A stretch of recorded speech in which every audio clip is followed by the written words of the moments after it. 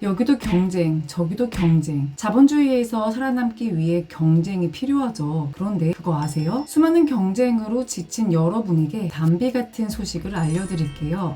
안녕하세요. 둥이변리사 둥변입니다. 2번 이상 둥이변리사가 읽은 책, 오늘의 두둥책은 밥버그 존 데이비드만의 더 고 기버입니다. 이 책은 1과 2로 나눠져 있는데요. 한글 이름으로는 기버 1, 기버 2 이렇게 출판되었습니다. 기버 1은 스토리텔링 형식으로 소설 읽는 듯한 느낌이 들고, 기버 2는 영업 분야에서 필요한 실제 사례를 모아놓은 사례 모음집 느낌이에요. 이 책의 저자는 밥버그와 존 데이비드만인데, 이 둘은 세계적으로 인기 있는 강연가이자 작가랍니다. 원래 이 책은 레이첼의 커피라는 제목으로 나왔는데 너무 유명해지자 제목을 바꿔서 재발간되었어요. 재발간 뒤에도 인기는 여전해서 무려 전 세계 20개가 넘는 국가에서 번역된 아주 유명한 책입니다. 사람이 사는 사회에서 물론 경쟁이 필요하긴 하지만 학생 때부터 너무 치열한 경쟁만을 강요받다 보니 자연스레 경쟁이 몸에 배어 이제는 경쟁 없이 살아갈 수가 없게 되었죠. 경쟁이 너무 당연하다고 느끼면서도 지나친 경쟁으로 삶이 많이 팍팍해졌다는 느낌이 들기도 하고 말이에요. 그런데 경쟁에서 꼭 이겨야 성공하는 것일까요? 나만 이기고 나머지는 모두 지는 것이 성공일까요? 내가 가진 것을 아낌없이 남에게 베풀면 무조건 손해볼 수밖에 없을까요? 저도 한때 가치관에 혼란이 왔었는데요. 대학 때까지는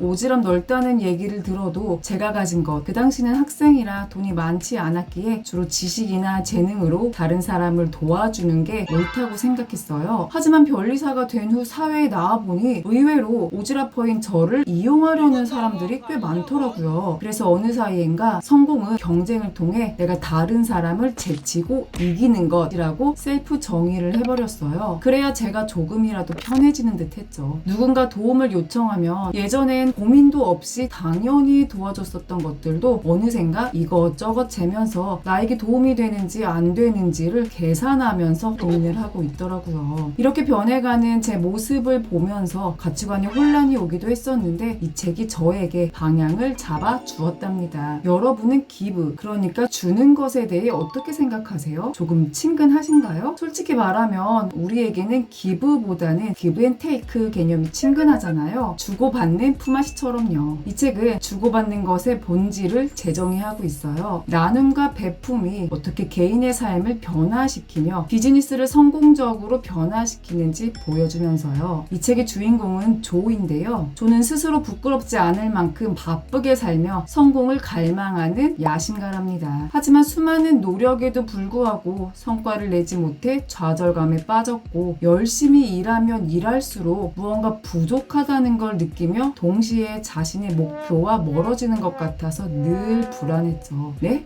마치 우리들의 모습 같다고요? 분명 24시간을 쪼개서 열심히 하는데 목표와는 멀어지는 듯한 느낌이 들 때가 있다고요? 그런데 조의 터닝 포인트가 찾아옵니다. 바로 큰 성공을 거둔 핀다 회장과 만나게 된 건데요. 그에게서 성공 비결인 5가지 법칙을 듣게 됩니다. 나의 진정한 가치는 내가 받는 대가보다 내가 제공하는 가치에 따라 결정된다는 가치의 법칙. 내 수입은 얼마나 많은 사람에게 도움이 되고 그 도움을 받는 사람들에게 얼마나 효과적이냐에 따라 결정된다는 보상의 법칙. 내 영향력은 다른 사람의 이익을 얼마나 우선적으로 생각하느냐에 따라 결정된다는 영향력의 법칙. 내가 다른 사람에게 줄 수 있는 가장 소중한 선물은 바로 나 자신이라는 것을 의미하는 진실성의 법칙. 그리고 마지막으로는 효과적으로 받는 것은 주는 것만큼 중요하다는 수용의 법칙. 이 5가지의 법칙들은 성공을 위한 세부 전략이 아니라 인생을 살아가는 방식에 더 가깝다고 볼 수 있어요. 어떤 방식으로 살아야 할까요? 이 5가지 법칙을 한 단어로 줄이면 그게 바로 주라, 곧 기브입니다. 나눔과 베풀물 기반으로 실생활에서도 적용 가능한 이 법칙들을 활용한다면 우리의 인생은 우리도 모르는 사이 당연히 성공으로 갈 수 있답니다. 이 중에 중에서 제가 여러분과 나누고 싶은 부분은 바로 세 번째 법칙인 영향력의 법칙이에요. 이 책에서는 영향력을 만드는 것은 돈, 지위, 뛰어난 업적이 아니라 타인의 이익을 우선시하는 것이라고 말해요. 상대방의 이익을 살피고 상대방을 서포트해주는 것들을 중시하라는 것이죠. 기브앤테이크로 생각해서 50을 줬으니 50을 받아야 하는 것이 아니라 100을 주는 것에 초점을 맞춰야 한다고 합니다. 아니 계산을 해보세요. 내가 얻는 것 없이 100을 줬는데 무슨 이득이냐고요? 무조건적으로 말 그대로 다 퍼주라는 이야기가 아니에요. 남을 배려하고 타인의 이익을 우선한다는 것은 그만큼 사람들에게 인정을 받을 수 있고